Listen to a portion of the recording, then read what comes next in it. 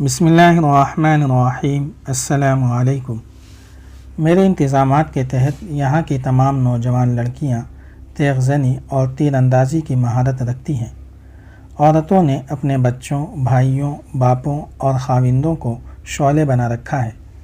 میں نے جن عورتوں کے ہاتھوں انہیں تربیت دی ہے وہ میرے ہاتھ میں ہیں۔ اگر نوبت خانہ جنگی تک آ گئی تو ہر گھر کی عورتیں خلیفہ کی فوج کے خلاف مورچہ بنا لیں گی۔ اگر صلاح الدین ایوبی فوج لے کے آئے تو میرا خلیفہ بیٹا اور اس کے حاشیہ بردار اپنے آپ کو تنہا پائیں گے۔ تم جاؤ علی بھائی، فوج لاؤ، یہاں کے حالات مجھ پر چھوڑ دو۔ قوم کی طرف سے تم پر ایک بھی تیر نہیں چلے گا۔ اگر تم ضرورت سمجھو کہ میرے بیٹے کو قتل کر دیا جائے تو بھول جانا کہ وہ نور الدین زنگی کا اور میرا بیٹا ہے۔ میں اپنے بیٹے کے جسم کے ٹکڑے کرا لوں گی، سلطنت اسلامیہ کے ٹکڑے ہوتے نہیں دیکھ سکوں گی۔ توفیق جواد نے بھی علی بن سفیان کو یقین دلایا کہ خانہ جنگی نہیں ہوگی۔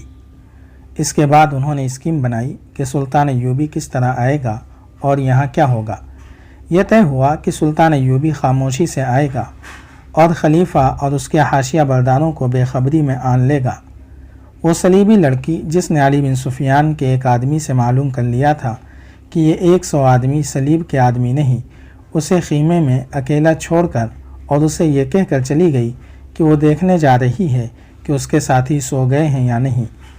اس نے اپنے ساتھیوں کو یہ بتایا کہ وہ دھوکے میں آ گئے ہیں، یہ سب مصری فوج کے لڑاکا جاسوس ہیں اور ان کا کمانڈر علی بن سفیان ہے جو سراغ رسانی اور جاسوسی کا ماہر سربراہ ہے۔ اس انکشاف نے ان صلیبیوں کو چونکا دیا اور وہ سوچنے لگے کہ انہیں کیا کرنا چاہیے۔ ان کے لیے وہاں رکنا خطرے سے خالی نہیں تھا۔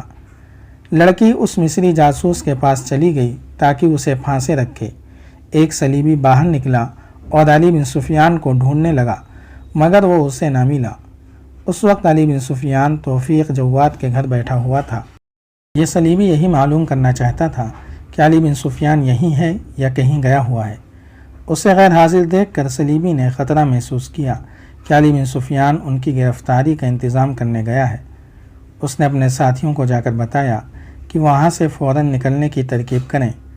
رات آدھی گزر گئی تھی۔ یہ لوگ شہر سے ناواقف تھے۔ دن کے وقت وہ اپنی منزل ڈھونڈ سکتے تھے۔ رات کو لڑکیوں کو ساتھ ساتھ لیے پھرنا مناسب نہیں تھا۔ ایک نے مشورہ دیا کہ سرائے میں چلتے ہیں، وہاں جا کر کہیں گے کہ ہم قاہرہ کے تاجر ہیں، باہر کھلے میدان میں سو نہیں سکتے، اس لیے سرائے میں رات گزارنا چاہتے ہیں۔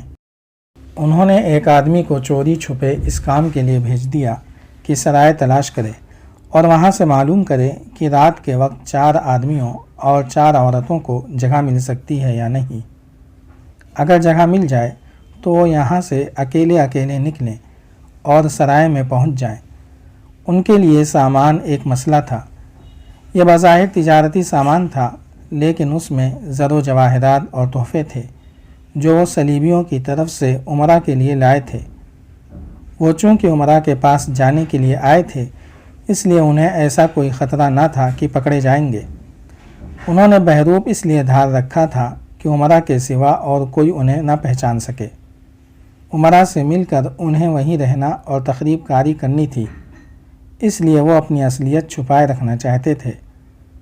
ان کا بھیجا ہوا آدمی سرائے کی تلاش میں جا رہا تھا۔ گلیاں اور بازار ویران تھے۔ اسے کوئی آدمی نظر نہیں آ رہا تھا جس سے وہ پوچھتا کہ سرائے کہاں ہے۔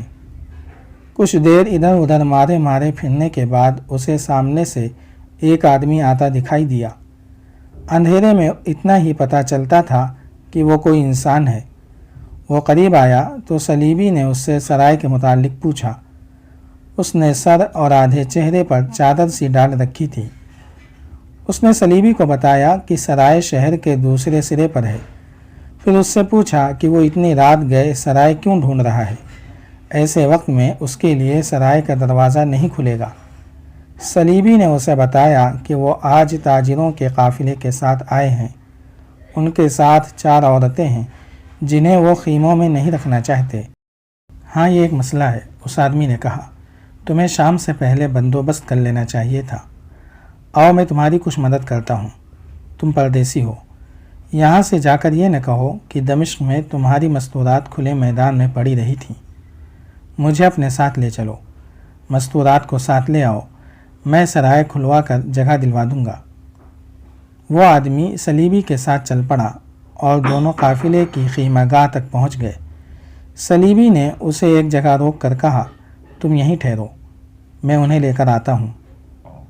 یہ کہہ کر وہ خیمہ گاہ کے ایک طرف سے گھوم کر کہیں غائب ہو گیا۔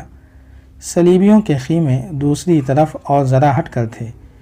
اس آدمی نے اپنے ساتھیوں کو بتایا کہ ایک آدمی اس کے ساتھ آیا ہے جو انہیں سرائے میں جگہ دلا دے گا۔ اس کے ساتھی کچھ گھبرائے، یہ آدمی بھی دھوکہ دے سکتا تھا، لیکن وہ ایسے جال میں پھنس گئے تھے جس سے نکلنے کے لیے انہیں کوئی نہ کوئی تو خطرہ مول لینا ہی تھا۔ مصری جاسوس جو سلیبی لڑکی کے جھانسے میں آ گیا تھا، اس نے لڑکی کو یہاں تک بتا دیا تھا کہ خلیفہ اور عمرہ سلیبیوں کے زیر اثر آ گئے ہیں، اس لیے علی بن سفیان بہروپ میں 100 لڑاکا جاسوسوں کے ساتھ آیا ہے اور ان کا مشن یہ ہے کہ یہاں کا جائزہ لیں کہ صلیبی اثرات کہاں تک پہنچے ہیں اور کیا صلاح الدین ایوبی کے لیے جنگی کارروائی ضروری ہے یا نہیں۔ لڑکی نے علی بن سفیان کا یہ مشن اپنے ساتھیوں کو بتا دیا تھا۔ یہ بڑی ہی کارآمد اطلاع تھی جو صلیبی جاسوس رات ہی کٹھ پتلی خلیفہ تک پہنچا کر خراج تحسین حاصل کرنا چاہتے تھے، اور یہ اطلاع وہ اپنے صلیبی حکمرانوں تک بھی پہنچانا چاہتے تھے تاکہ وہ صلاح الدین ایوبی کا راستہ روکنے کا بندوبست کر لیں۔ ان صلیبی جاسوسوں نے یہ ارادہ بھی کیا کہ وہ علی بن سفیان اور اس کی پوری جماعت کو خلیفہ کے حکم سے گرفتار کرا دیں۔ انہوں نے اس لڑکی کو بہت ہی خراج تحسین پیش کیا جس نے مصری جاسوس کے سینے سے یہ راز نکلوا لیا تھا۔ یہ مصری اب لڑکی کے خیمے میں گہری نیند سویا ہوا تھا اور لڑکی خیمے میں نہیں بلکہ اپنے ساتھیوں کے پاس تھی۔ انہوں نے یہ فیصلہ کیا کہ علی بن سفیان کے تمام آدمی سوئے ہوئے ہیں، سب اکٹھے نکل چلیں، سامان اور جانوروں کو یہی رہنے دو، کل صبح ہوتے ہی وہ مصری جاسوسوں کو پکڑوا دیں گے، پھر ان کا سامان انہیں مل جائے گا۔ وہ خیمہ گاہ سے بھاگنا اس لیے چاہتے تھے کہ انہیں ڈر تھا کہ علی بن سفیان رات کو لڑکیاں غائب کر دے گا یا ان سب کو مروا دے گا یا کوئی دھوکہ دے گا۔ بہرحال رکنا ٹھیک نہیں تھا۔ وہ سب خیمہ گاہ سے پرے پرے دبے پاؤں چل پڑے اور اس جگہ پہنچے جہاں ان کا ایک ساتھی ایک آدمی کو کھڑا کر گیا تھا، مگر وہ آدمی وہاں نہیں تھا۔ وہ سب ادھر ادھر دیکھ ہی رہے تھے کہ بیٹھے ہوئے اونٹوں کی اوٹ میں سے بہت سے آدمی اٹھے اور صلیبیوں کو گھیرے میں لے لیا۔ انہیں ایک طرف لے گئے اور مشالیں جلائی گئیں۔ علی بن سفیان نے ان سے پوچھا کہ وہ کہاں جا رہے ہیں۔ انہوں نے جھوٹ بولا۔ علی بن سفیان نے پوچھا، وہ آدمی کون تھا جو سرائے کی تلاش میں مارا مارا پھر رہا تھا؟ ایک صلیبی نے کہا، وہ میں تھا۔ اور جس سے تم نے سرائے کا راستہ پوچھا تھا؟ علی بن سفیان نے کہا، وہ میں تھا۔ یہ محض اتفاق تھا اور اللہ کا کرم کہ علی بن سفیان توفیق جواد کے گھر سے واپس آ رہا تھا۔ یہ صلیبی سرائے کی تلاش میں جا رہا تھا۔